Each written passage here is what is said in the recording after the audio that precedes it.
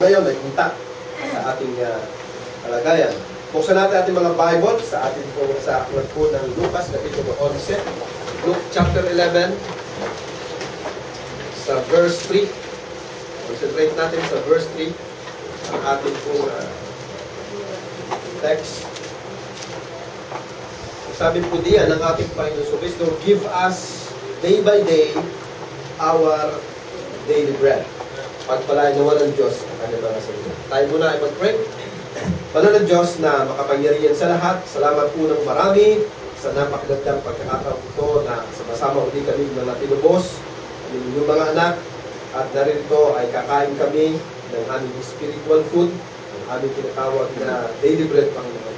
At tulungan niyo po at turuan kami na patuloy na matuto, tumaling Panginoon, at sa ganoon ay tumibay sa inyo pong biyaya at sa pagkakilala sa inyo.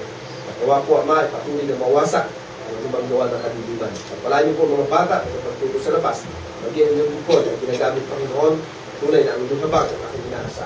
Salamat po ng marami kung aming dalangin sa kanilang pangalan ng Panginoong Jesus. Amen. Tayo po maupo.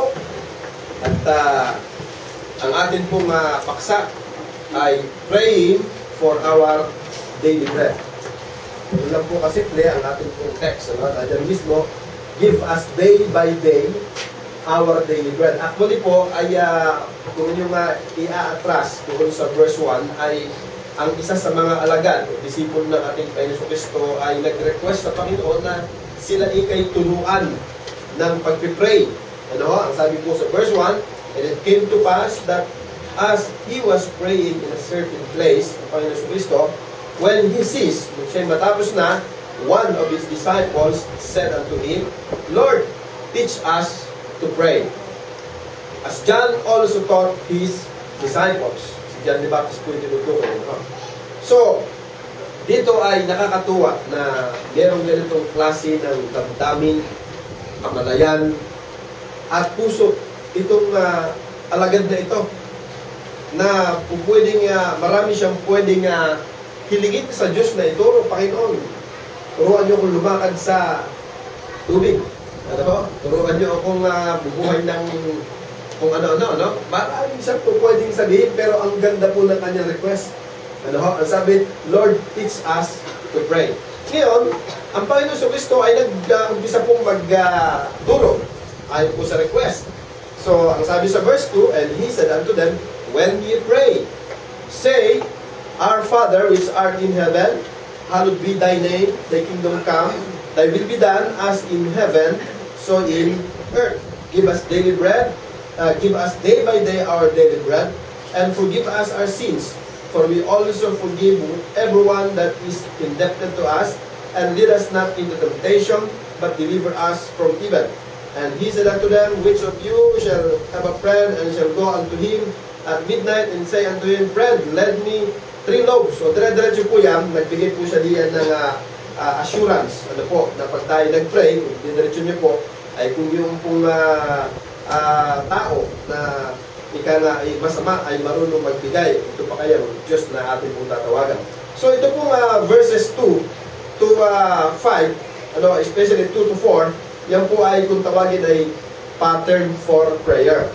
Kasi nahingi po sila ng kaalaman kung paano ang panalangin. So, hindi po yan ang Lord's Prayer. Ano po? Ang Lord's Prayer po ay makikita natin sa chapter 17 ng Book of John. So, ito po ay pattern. Pag sinabing pattern, hindi po sasauluhin. Nagaya ng ating pong nakagisna na ang ginawa po diyan ay sinaulo at ginawa po yan isa sa mga dasal kapag ka napasok doon sa tinatawag ng confessional box. Ano? Pagka ikaw ay may kasalanan, 10 Ama Ginoo Maria, 10 Ama namin, yan po yun, ano? So, hindi po ganun ang ibig sabihin ng mga talatang yan. Yan po ay pattern lamang kung paano. So, nag-umpisa po, ang sabi sa verse 2, alam na po natin, Our Father. So, ano ang dapat? Ano ang paraan? Paano ang tamang pananalangin? I see to it na ikaw ay anak ng Ama. So, ang prayer po talaga, ayon po dito, ay exclusive po sa mga anak ng Ama. Sino po yung Ama? Ang Diyos Ama. Sino po ang anak ng Diyos Ama? Ayon po sa John chapter 1 verse 12 ay yung mga tumanggap sa Panginoon Kristo. Ano po? So, Yan po yung binibigay sa atin na confidence na tayo po ay dapat ay maging payapa, na meron tayong pribilehiyo, meron tayong right na dumalangin sa Diyos Ama sapagkat tayo ay kanyang mga anak.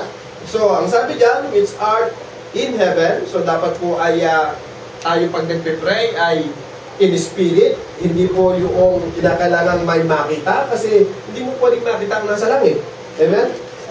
So, hindi ka magpe-pray sa dingding, hindi ka magpe-pray sa altar na meron diyang mga kung ano, mga parang multo, yung mga ribulto, kundi sa espiritu, sapagkat ang Diyos ay espiritu. So, ang ating kaisipan siya ay nasa langit, nasa kataas-taasan, at yun po yung ating kamalayan na kaisipan. Nasabi dyan, hallowed be thy name. Ibig sabihin po, kailangan ang kontento ng panalangin natin ay pagsamba.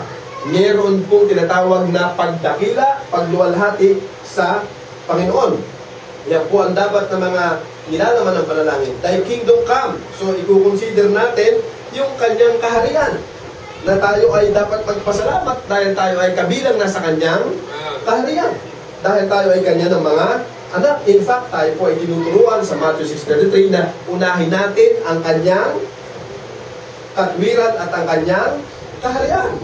But seek ye first the kingdom of God and His righteousness. So, tayo po may pribilehiyo na tayo po ay maglingkod sa kaharian ng Panginoon, para sa kaharian ng Panginoon. Ang sabi diyan, thy will be done. So, itinuturo po ng panalangin na dapat matuto tayong maging masunurin. Na dapat ang nangyayari sa ating buhay ay will ng Diyos. So, kasi po talaga, pag tayo ay hindi nagmalay, talagang kalooban natin ang palaging mangyayari sa ating buhay. So, yun ang dapat na nagiging effect sa ating po pananalangin. At ang sabi diyan, sabi yan, thy will be done as in heaven, so in earth. Tayo po ay nasa lupa pa. Kung paano sa langit, ang mga anghel ay sumusunod sa kalooban ng Diyos. Kung tawagin po yung mga anghel doon ay elect angel ayon sa 1 Timothy chapter 5 verse 21. Ay kung doon ay ang Diyos sa kanyang kaharian, sa halangit, ang mga angels ay talagang perfectly sumusunod. Dapat yung mga natubos na, yung mga naligtas na dito sa lupa, marunong ding sumunod sa Panginoon. At ang sabi po doon, sa ating pong verse 3 na siyang ating focus ngayon, ay ito po ay para po sa atin dito habang nasa lupa. Sabi niyan, give us day by day our daily bread. Kaya ang paksa po natin ay praying for our daily bread. Kung yung papansin ng pagkakasabi po dyan, ay give us day by day. Hindi sinabing give us 1 week or 1 month or 1 year. So ang sabi po ay day by day. So ibig sabihin, ang pagpe-pray dapat ay daily. At ang hiningi po ay daily bread, hindi weekly bread, hindi monthly, hindi po yearly. Okay? So, sabi ko, bakit ganon? Sa pagbubulay-bulay, pagbabasa ko at pananalangin, paghingi ng mensahe sa kanya, ay napansin ko bakit day by day. Bakit hindi agad isang lingguhan o isang buwanan o isang taunan yung ating hiningin sa kanya? Kasi po kung bakit yun ang kanyang turo sa ating pagpe-pray, ay kailangan kasi dapat daily nagpe-pray tayo. Amen? Ipinapakita po diyan na tayo talaga ay mga dependent sa ating Ama. Ipinapakita na tayo ay nakadepende sa araw-araw ng ating buhay sa Diyos Ama. Dapat kilalanin po natin yan. Huwag natin sasabihin na ayon lamang sa natural law kung bakit tayo araw-araw ay nabubuhay. Hindi po. Ang katotohanan, tayo po ay kinahabagan ng Diyos at tayo po ay binibiyayaan ng Diyos na tayo hanggang ngayon ay buhay pa. Yan ang aking pagkakilala. Kaya tayo hanggang ngayon ay buhay pa dahil ng biyaya ng Panginoon. Amen ba mga kapatid? So, yan po ay pinapakita na tayo nakadepende sa Kanya. Ngayon, meron po ditong 4 na gusto kong tignan natin bakit day by day. Bakit hindi weekly, hindi monthly, hindi yearly. Bakit daily, na ang ating hihingin sa Kanya ay pagkakatapos ngayon, bukas pray uli, another bukas uli, pray uli tayo. So, pinapakita po diyan yung tinatawag na fellowship. Yan ang desire ng Panginoon sa pagkakasabi niya, gusto ng Panginoon tayo ay daily nakikipag-fellowship sa Diyos. Kasi ang prayer, alam natin, fellowshipping with God yan.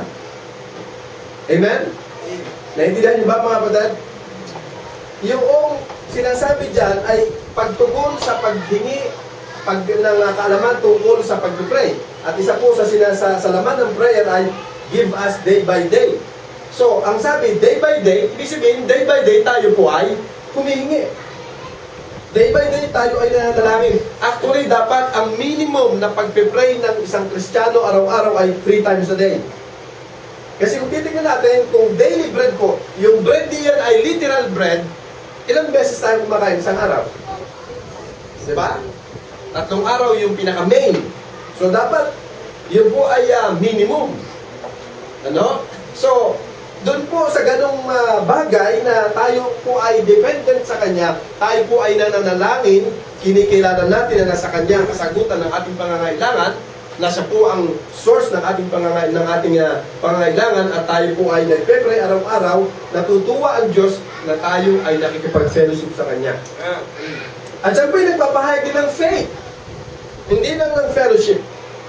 Actually talaga ang gusto ng Panginoon sa atin kung bakit tayo iniligtas, hindi lang para pumunta ng impyerno, hindi lang para pumunta nga doon sa Kanyang piling, kundi yung kasalukuyan natin sa lupa, meron tayong fellowship sa Kanya. Amen? Ang problema nga, ang mga tao, mga Kristiyano, sila po ay nakakalimot.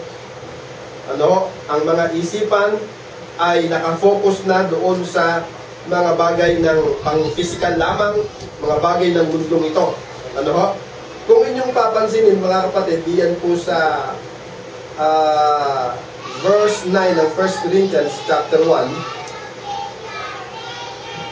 1 Corinthians chapter 1 verse 9, ang sabi ng God is faithful, by whom ye were called unto the fellowship of His Son, Jesus Christ our Lord.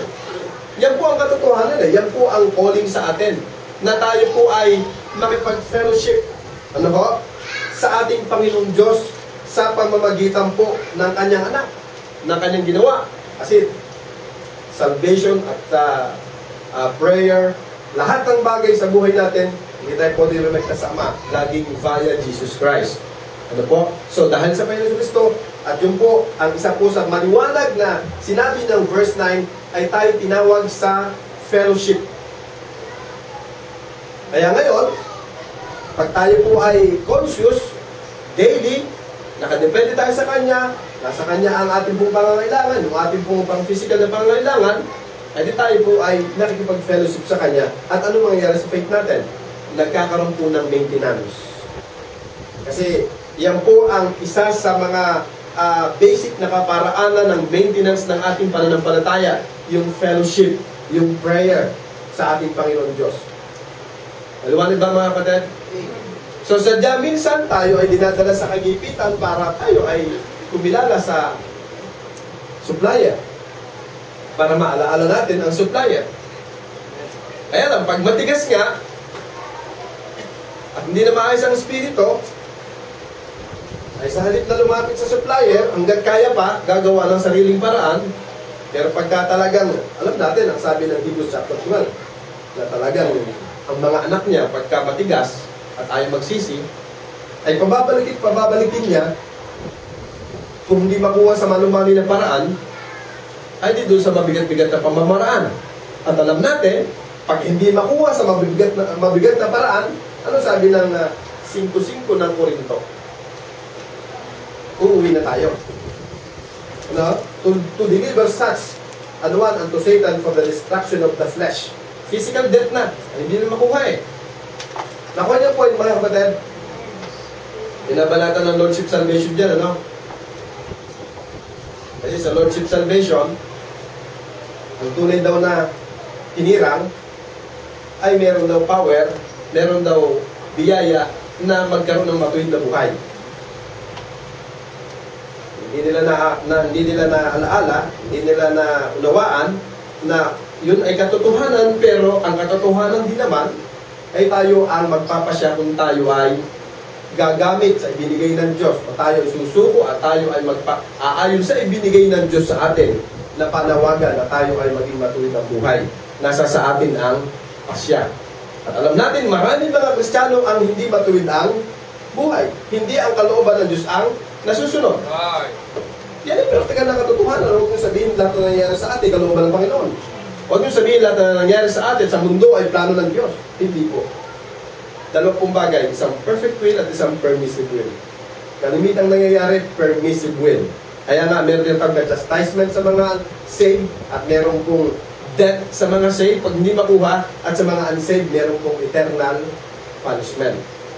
Ano po? Anyway, it's either na alin ang piliin ng tao na equivalent ang Diyos na plano sa bawat side na yan. Kaya ang pinakamaganda, kung ano yung nasusulat sa sinasabi ng banal na kasulatan, magbasa ko po tayo. At katulad niya, ang ating pong araw-araw na pangangailangan, kailangang matutunan natin idulog sa Kanya. Ano ho? So, yan po yung nagpapahayag ng fellowship, faith, at ano pa? Yung tinatawag na feeding.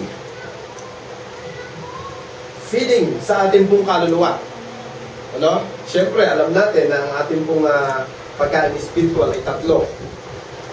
Ano yun? Prayer, Word of God, and worship. Sa worship na yun, siyempre, naroon yung fellowship. Fellowship sa Kanya, fellowship sa bawat isa. So, yun po yung ating tatlong basic food. Kaya pag tayo po ay daily nagpe-pray, nafe-feed tayo. Hindi lang ang hinihingi natin ay physical food, at the same time, pag tayo ay daily nagpe-pray, nafe-feed tayo spiritually. Kaya, hindi talaga pwedeng pasbadian ang panalangin na iyan na kailangan na daily po talaga tayo ay dapat mag-pray. Dahil doon po ay hindi natin namamalayan, tayo pala ay nafe-feed. Lalapit at lalapit tayo sa Kanya. At ano pa? Nagiging fresh po. Kasi kung weekly, lalo na halimbawa tinapa, minsan ang tinapa, hindi po isang buwan, isang linggo, at magkakauod. So, dapat daily talaga, para fresh. Amen? So yung ating pananampalataya, kung daily nagpe-pray tayo, ay fresh. Amen? Hindi yung every Wednesday lang nagpe-pray. Hindi yung every Sunday lang nagpe-pray sa umaga. Dapat daily nagpe-pray tayo para daily fresh ang ating spiritual. Kasi maraming Kristiyano, tuyot na. Maraming Kristiyano ay talagang, kumbaga sa gulay ay bilasa. Hindi na sariwa. Ay, dapat dapat araw-araw nagpe-pray. Pinasabi ko, walang alternatibo sa prayer. Wala pong pang-replace sa prayer. Prayer is prayer. Walang ibang paraan. Walang ibang pampalit dyan. Isa sa napakabisang paraan para maging fresh ang espiritu ng isang Kristiyano, mag-pray. Huwag kayong mag-pray. Sinasabi ko sa inyo, dry ang buhay nyo. Huwag mag-pray. Sinasabi ko, magiging professional lang yan. Akala mo ayos pero hindi. Huwag kayong mag-pray. Titigas ang inyong puso. Sinasabi ko sa inyo, walang pwedeng magpalabot ng puso natin kundi ang ating Creator, ang ating Panginoon Diyos. So, paano na magagawa yun? Kung tayo ay lumalayo, kung tayo hindi maayos ang puso, kung hindi tayo nakipag-usap sa Kanya. Alam natin kahit sa tao, pag walang communication, ang tendency niyan, kung walang communication, kahit walang nagayaring masama, pag walang communication, parang nanlalamig ang fellowship. Right? Pag sa Diyos, tayo po ay hindi nakapag-fellowship. Tayo po ay manlalamig. Kaya pala yan ay day by day. Sapagkat ang team, kaya nagtuturo yan day by day para maging fresh ang ating espiritu. Then yung focus natin. Yung focus natin ay para sa ating spiritual. Actually, yung sinasabi diyan sa context, sa ating pong give us day by day our daily bread, yung tinutukoy diyan daily bread, physical po yan. Atin lang pong kinukonsider yung pang-spiritual. Kasi ang sabi ng Matthew 4 verse 4, tignan po natin.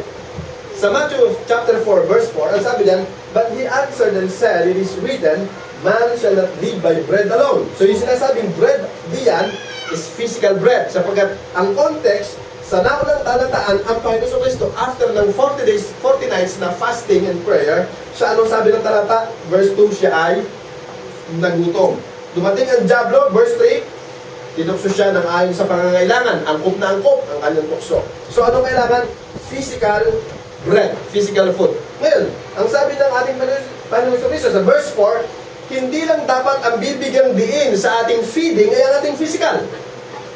Amen? Kinakailangan bilang isang mananampalataya, atin pong aalalahanin dapat at higit sa lahat yung ating pang spiritual at yung ating pong feeding spiritually. At sabi po diyan, but by every word that proceeded out of the mouth of God.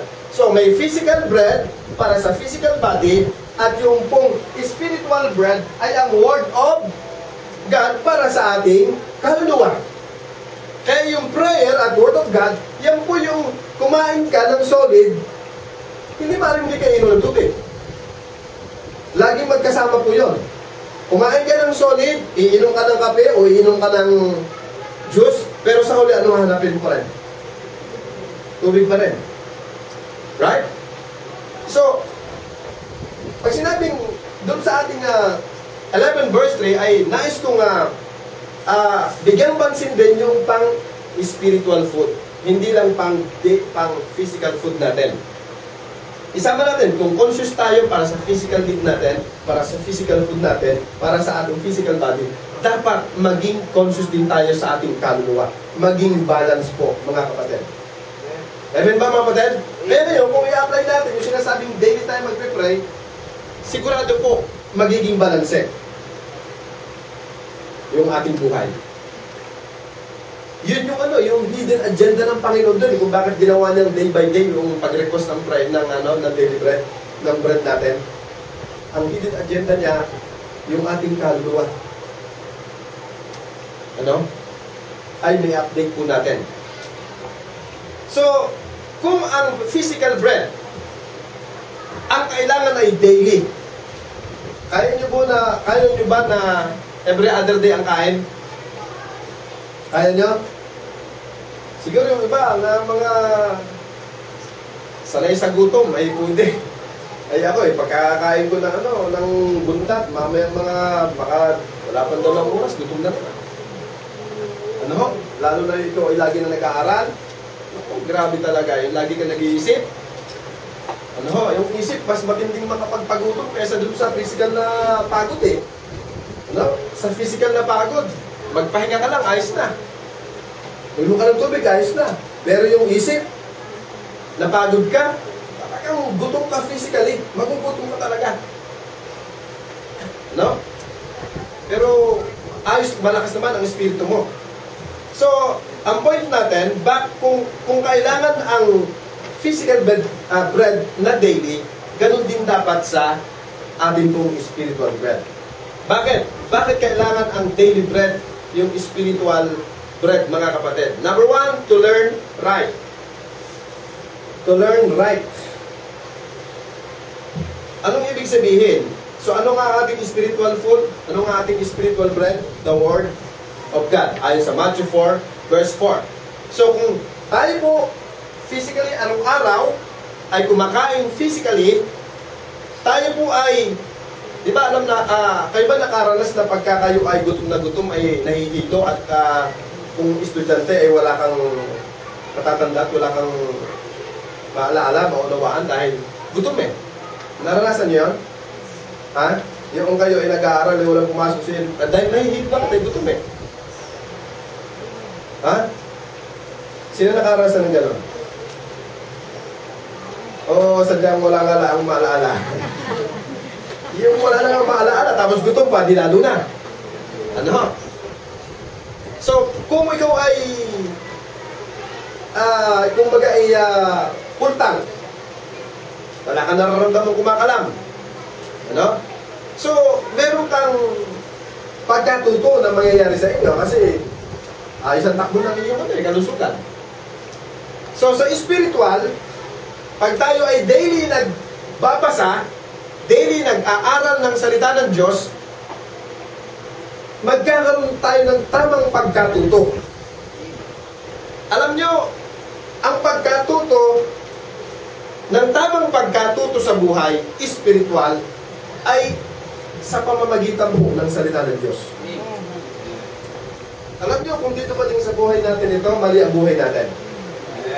Tama? At alisin pa ito sa ating buhay, kahit ligtas na tayo, kung ito ay aalisin sa buhay natin, magkakamali pa rin tayo. Marami pa rin tayo magiging mali. Kaya ito, kung bakit daily kailangan to learn right. Kasi marami tayong ibang natututunan sa ibang mga libro. Uulitin ko mga kapatid, uulitin ko ito sinasabi ko sa inyo. Sa doktrina, walang naging Calvinist na hindi na-influensahan ng Calvinist at ng libro ng Calvinist. Walang naging Calvinist sa pagbabasa lamang ng Bible lamang. Anuhain niyo po yun? Kaya alisin mo ang Bible. Mali na ang buhay mo. Kahit ligtas ka pa.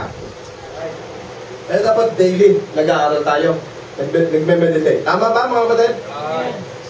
Sa pagbabasa lang ng Bible, pwede kang maligtas. At kung basa lang ng basa ng Bible, hindi ka magiging Calvinist. Tama? Mga kapatid? To learn right. Kung kayo physically, hindi niyo pinababayaan ang pagkain, tama lang, dapat lang. Kain ng umaga, kain ng tanghali, kain ng gabi. Dapat lang yun para normal ang ating takbo ng utak, takbo ng isip natin. No? Kasi pag hindi tayo kumain, talagang magkakaulse. No? So, spiritually dapat lagi nagbabasa. Alam niyo, nakalulungkot sa maraming Baptist, nung maligtas, nalaman niya yung faith alone without works. Parang parang sa halip na maging grace, ay naging naging hadlang para magpatuloy kasi abuso na eh. Anyway, ligtas na naman. Naman yung point? So hindi na, mga kapatid, mali. Dapat lalo nga tayong magpakaigi sa pagbabasa. Natutuwa ako, si Brother Paul bumili ng bagong Bible. Brad, I hope nag-i-enjoy ka magbasa ng Bible. Amen? Ano? Yung iba, walang joy dito sa pagbabasa. Kaya ngayon, pag hindi ka nag-aral nito, para sa iyo ang lahat tama. Kahit mali. Para sa iyo ang lahat ay okay, kahit magkaiba. Dahil hindi naman nagbabasa ng Bible, nag-aaral ng Bible. Alam nyo, sa pananampalataya, hindi po pairalin ang bait lamang at ang isip. Sa pananampalataya, walang personalan. Sa pananampalataya, dapat, ito ang pundasyon natin. Matuto ka ng salita ng Diyos. Hindi yung damdamin ng pairalin, hindi yung kung anumang ating mga katwiran kaisipan, kundi ang salita ng Diyos. Pagsala dito, dapat po tayo ay sumuko. Pag tama dito, dapat tayo ay sumunod. Sa 2 Thessalonians chapter 3, 2 Thessalonians chapter 3, diyan po sa verse 6.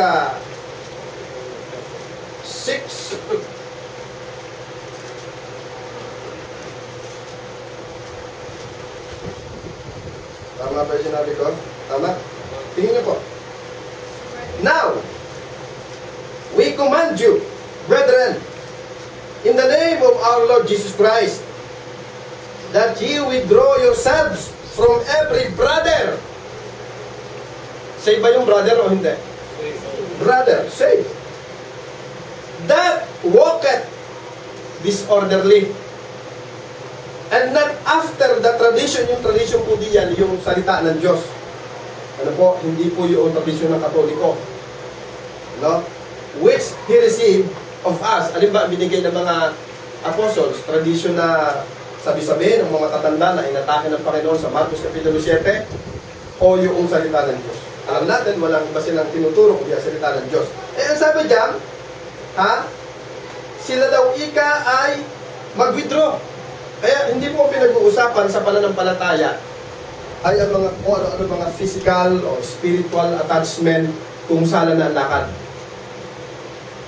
Maliwanag ba mga kapatid? Pero kung aalisin mo ito, wala kang tamang pagkatuto. Ito, na pantao ang iiral. Yung bait na pang tao ang iiral, wala ka naman sa katwiran. mali na ang buhay mo.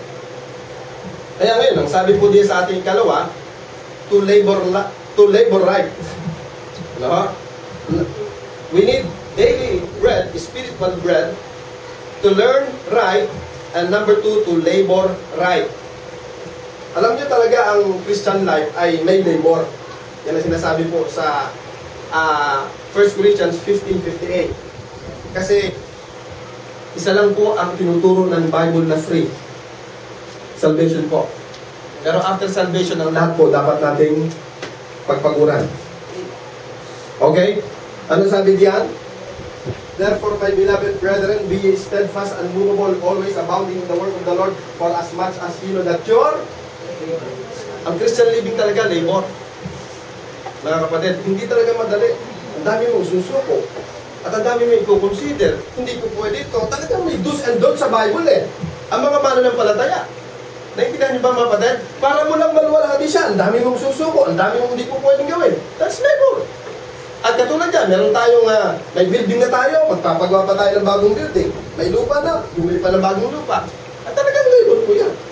Pero kung ito aalisin natin at pairalin na lang ito, pantaong kalisipan, adi walang kaayusan ng buhay ng iglesia. E ngayon, kung ito po, kung tayo po'y mag-labor man, not in vain. To labor right. Alam nyo, panghinayang at nakakalungkot kung alam natin na yung ating ginagawa hindi natin tiyak na ito ay may kabuluhan. Pero kung alam natin may kabuluhan, dahil nababasa natin sa Biblia ang instruction, ang tamang paraan ng paglilingkod sa Diyos, mag-labor man tayo, tama yon. Nakuha niyo point mga batid? Pagsala sa Bible, ang anumang ating mga sakripisyo, hindi tayo nag-labor ng tama. In vain po ang ating mga labor. Kaya, as long as na yung ating ginagawa, yan man ay mahirap o mabigat, basta alam natin ito ay nasa Bible, tayo po'y magkaroon ng kapayapaan, nagle-labor tayo ng hindi walang kabuluhan sa Panginoon. Minsan ang labor ay hindi lang yung physical na bigat, pati damdamin, pati kaisipan, maraming mga pagtitiis, no? Para lamang po sa kapurihan ng Panginoon. May mga tatataan po tayo diyan, ano? Ang lang natin masabi dahil lang tayo po ay halos patapos na. Sa ating first point na to learn right ay Psalms 119 verse 66 to 68 and verse 93, and Mateo 22:29 and Psalms 119 verses 99 to 100. At doon po sa ating to labor right ay yun nga, ating 1 Corinthians chapter 15:58 and second to the last, to lead right. To lead right. Kailangan natin ito daily para makapag-lead tayo ng tama. Tandaan po natin ang ating kaaway na Diablo. Kung tawagin po siya ay on serpent. Ibig sabihin po noon sa Genesis chapter 3, siya po'y pumasok sa serpent. Ano ang kanyang purpose? To deceive. Ang ibig sabihin mismo ng salitang Satan is deceiver. So, pagdating sa chapter 20, huling aklat, second to the last chapter, ang tawag pa rin sa kanya, Satan, the old serpent.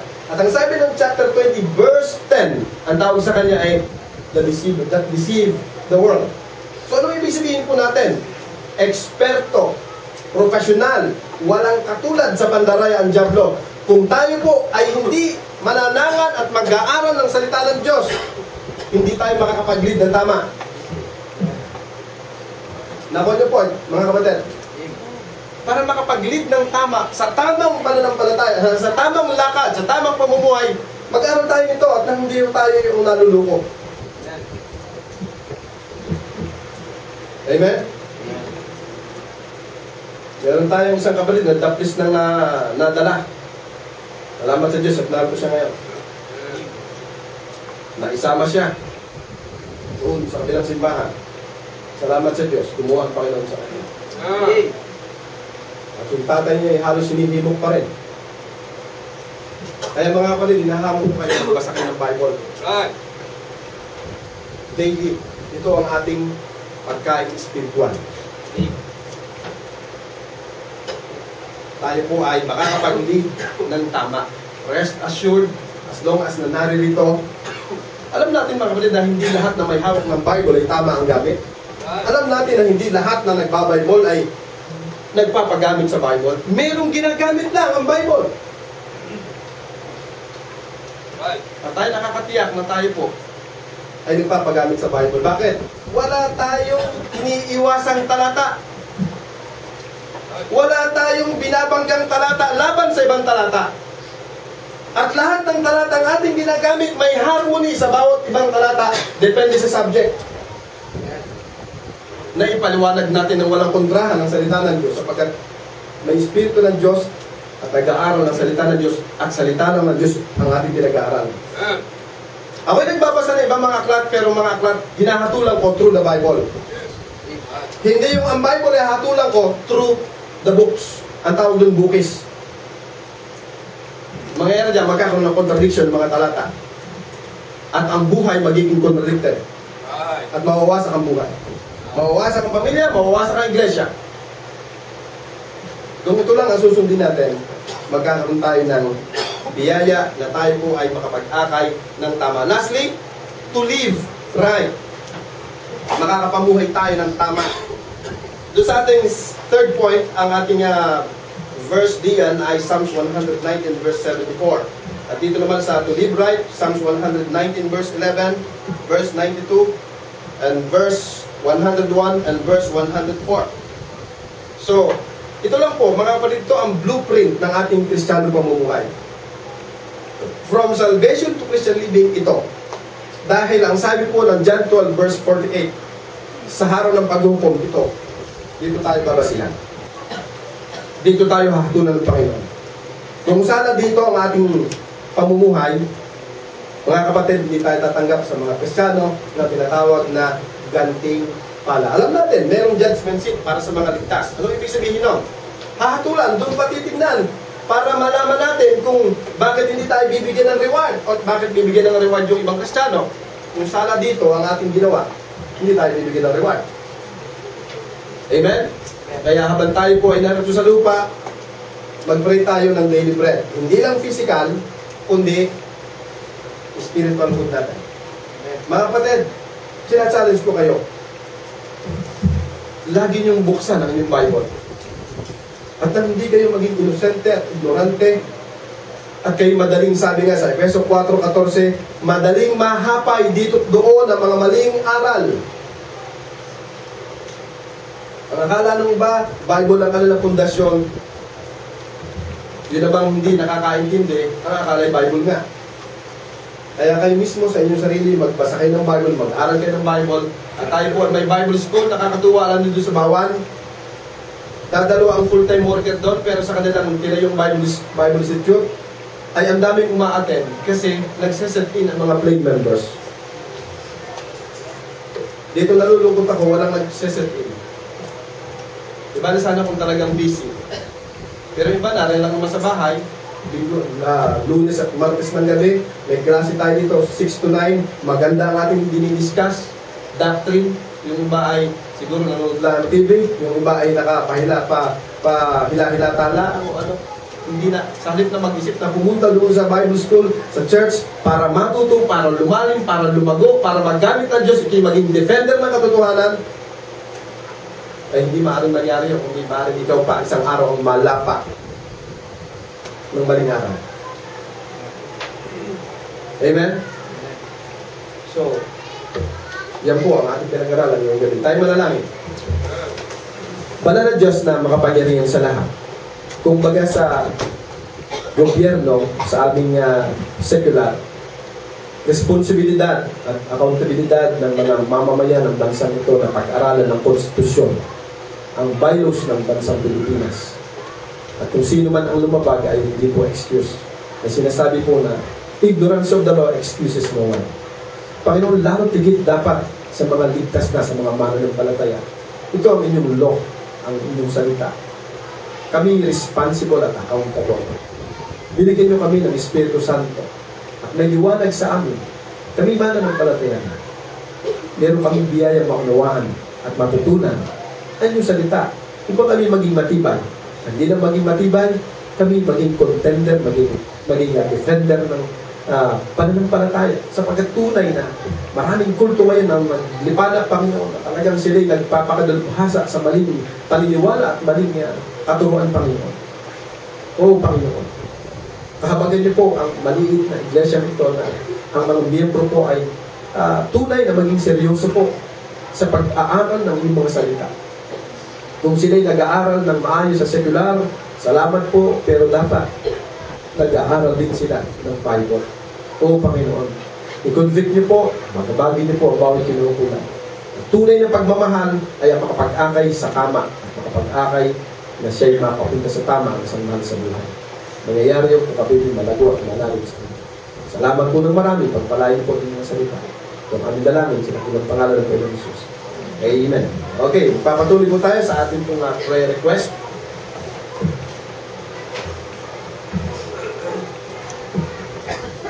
Okay, may mga nabanggit na tayo ilan kanina. Yung ating last Sunday, special occasion natin. At sana po ay meron pong